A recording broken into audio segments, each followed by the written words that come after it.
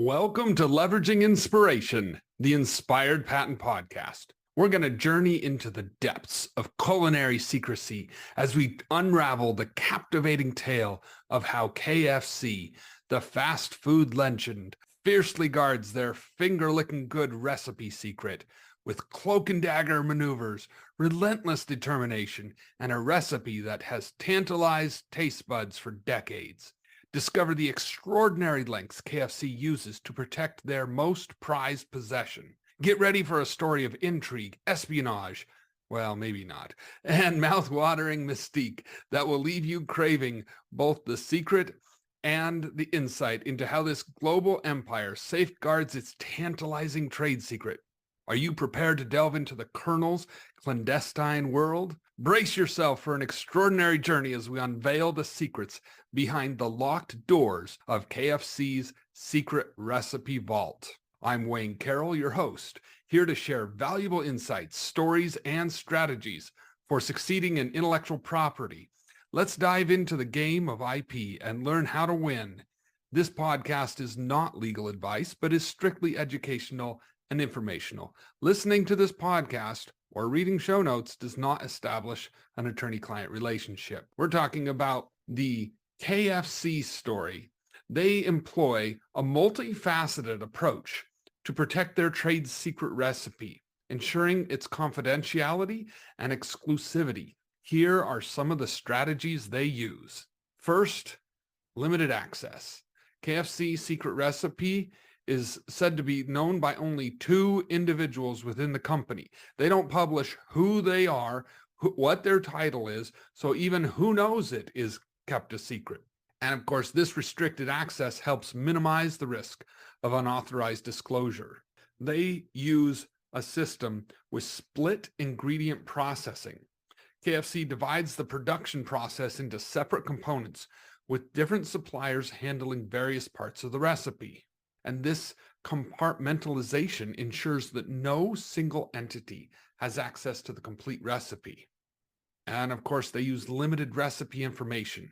To maintain secrecy, KFC provides suppliers with only the necessary details required for ingredient production. So they keep the full recipe undisclosed. They have 2 different spice vendors that each make a portion of the recipe. They don't know how much of the recipe they make. And then a third vendor combines the ingredients of the spice vendors. And so they don't know either of those vendors' recipes. They just know we've got part A and part B, and we're putting them together in this specific combination. They also employ strict confidentiality agreements. KFC requires employees and business partners with knowledge of the secret recipe or parts of it to sign strict non-disclosure agreements. And these agreements legally bind individuals to maintain the confidentiality of the recipe.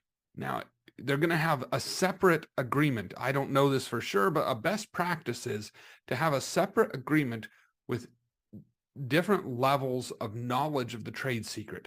So those 2 individuals are going to be able to have a very strict non-compete, non-disclosure. They can't go to work for Church's Chicken or some other fried chicken chain or business or company that makes breaded fried chicken. And non-disclosure and non-compete agreements are generally disfavored in the law.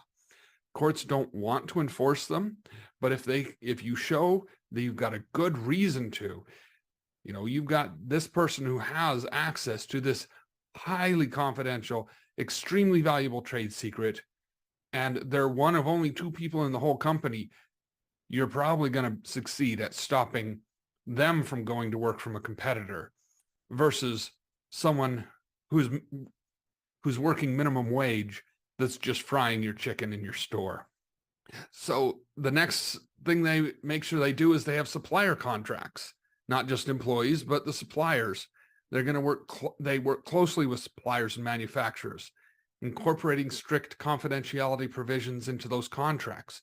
So the employees of the suppliers are going to be required to have a certain level of confidentiality agreements. And these agreements emphasize the protection of the trade secret and prohibit suppliers from disclosing any proprietary information. They have internal controls.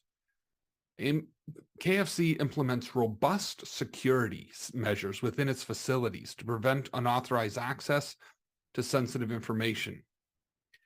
This includes restricted areas, surveillance systems, and digital security measures. Over 10 years ago, when KFC moved their secret recipe, which was described as a yellowing piece of paper, there were reports of armed guards, a lockbox with the recipe handcuffed to the person moving it, who then rode in an armored vehicle with a police escort. And the recipe was moved to a new custom-built vault with half-inch thick steel door and limited access. It could only be opened at certain times. A physical key and a PIN were needed, so physical two-factor authentication are required to unlock the vault. It's surrounded by 2.5 feet thick on the top, bottom, and the sides. There's silent alarms, motion sensors, video surveillance.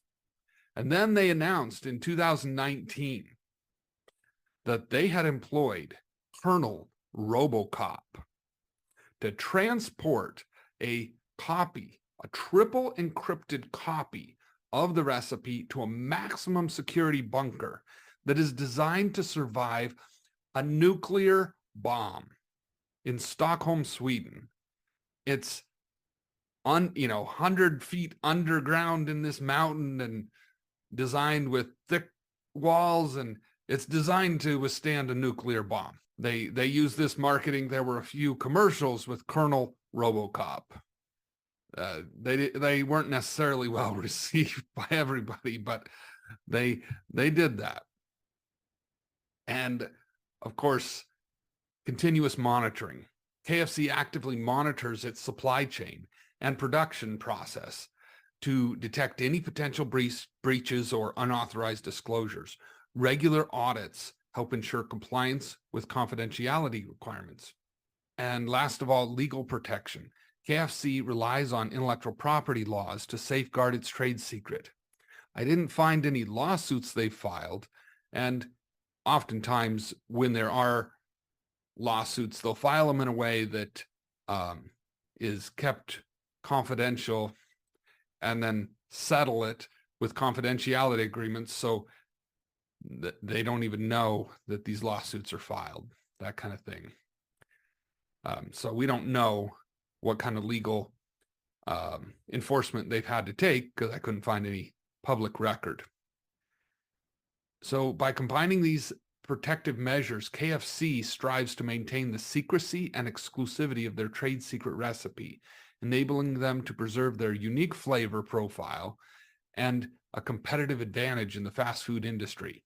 So you can use some of these same techniques in your business. Even though you're a small business, you're not necessarily going to go to those same measures, but they kind of hopefully open the ideas of some of the things you might do. First of all, you need to identify your secrets. What have you learned from years of doing business that is not known by others? Define what that is and the advantage that it gives you, and then limit access to your secret. Ensure that only those that need to know the secret have access to it. The more people that have access, the harder it is to keep secure. And there's no specific standard for how much security is needed. Rather, the court requires reasonable security around the trade secret. Just like any other asset, the more valuable it is, the stronger the security needs to be in order to be reasonable. The security for a bank that only holds daily deposits does not need to be the same as a bank that has over 100 million of gold stored in its vault. So, and create a process like KFC did, a process that limits the need for people to have all the parts of the trade secret. KFC did this by using multiple vendors. Manufacturers, I've heard, sometimes do this with a strategy of having employees work on a sub-part without knowledge of the end product. The process of how to protect your trade secret will depend on the secret itself. For example, a list of customers could be a trade secret. If you have a lot of salespeople and they're all allowed to have access to the entire list on their personal devices, it'll be harder to control and enforce as a trade secret. A company could require customer information to only be used on company devices or only be used through a secure cloud access that they lose access to when they leave the company. So those are some of the things that might be processes you can put in place and limit what people get based on what they really need.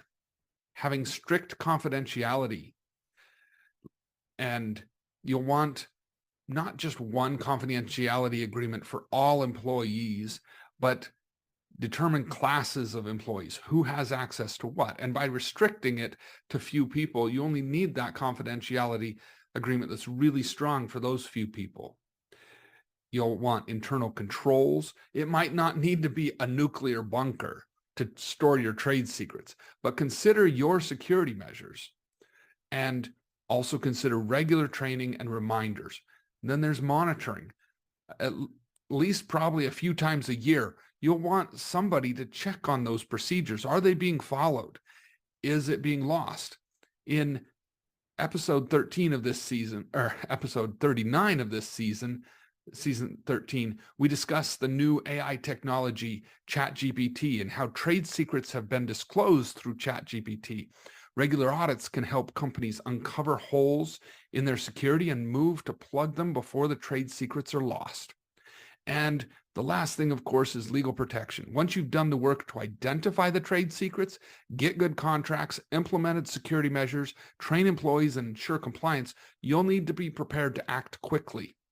If someone breaches a contract or takes action that might disclose your trade secret, the contracts need to be written so that you can get a court order quickly with a preliminary injunction to stop someone who is threatening your trade secret. If you do not act quickly by going to court and getting a preliminary injunction, the trade secret may be lost, but also a court case takes years to be resolved. If you don't get a preliminary injunction or you don't go to court quickly, the court may say, why do you need a preliminary injunction? You waited months when you knew about this. You didn't take any action.